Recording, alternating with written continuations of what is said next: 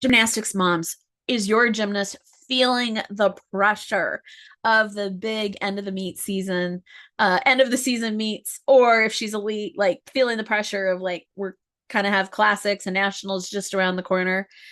These are the tricks of the trade to manage that pressure and to perform well under pressure.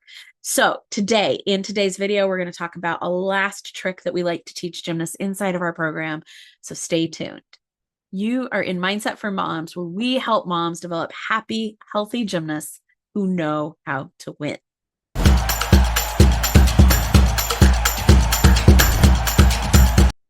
All right, so this is one of my favorite little tricks that we use inside of our program.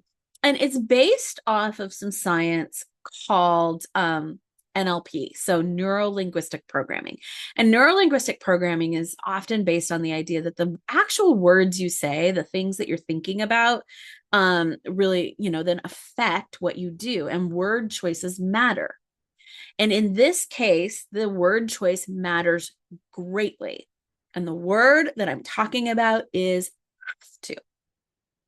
So often your gymnast is going to say, I have to hit. I have to do well today. I have to, get my qualifying score. I have to qualify to regionals. I have to qualify to nationals. I have to get recruited. Like, I have to get this skill. I have to, I have to, I have to, I have to, I have to. And when they think I have to, they feel pressure, they feel heavy, they feel afraid. Because the have to has a, if I don't, then I have to or else, right? I have to or else, I have to or else, I have to or else. No matter or else is always terrible. So your subconscious brain isn't able to process different levels of have to. When your brain gives your subconscious brain the directive that you have to do something, your subconscious brain takes it as a life or death situation. I have to breathe. I have to drink water. I have to get this skill. All the same to your subconscious brain, to your primary primitive brain. And so the feeling of have to becomes life or death. So now all of a sudden your gymnast is like, her subconscious brain is hearing, if you don't hit, you're going to die. You have to hit or you're going to die. You have to qualify or you're going to die.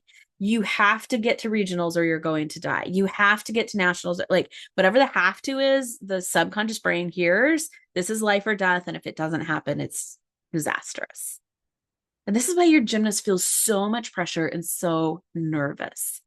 She's amping up that pressure so much more than she needs to. And so we love to just change it to one little word. Either I want to, I get to. Those are our two that we use the most. There's some others, but I want to and I get to. So I want to. I want to qualify to regionals. That's what I want. I get to qualify to regionals. I get to perform. I get to do gymnastics.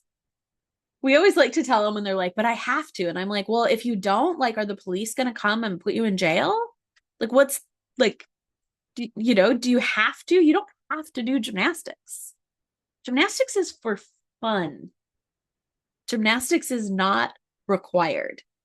This isn't like you have to go to school or you have to eat. Gymnastics is for fun.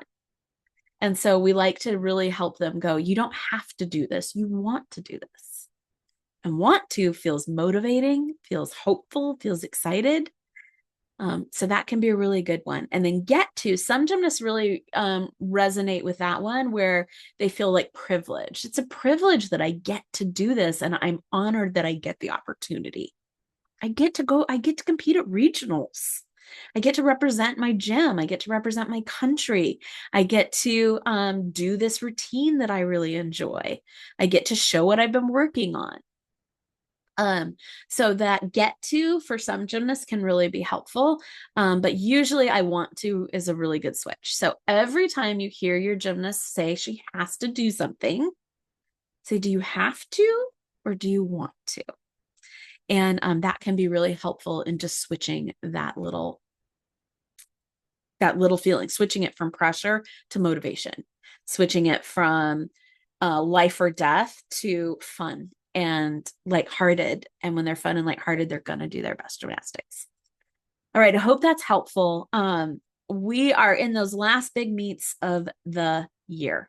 And this is the time where your gymnast can often really use the support of mental training. A lot of times parents are feeling like, well, I'm just going to wait until after season. But even just the one or two conversations can make a huge difference for gymnasts, especially a high level gymnast. So we would love to see you inside of our program, even if even if you're like, oh, but she's got regional in 2 weeks, or she just finished regional, she's got nationals in 3 weeks. Like 3 weeks can do a lot of difference, can be in a big spot. So we would love to have you inside our program. Check out our parent-free training, sign up for a strategy session, download one of our free guides about calming nerves and competing with confidence. That can be super helpful. And we will see you next week when we start talking about moving forward.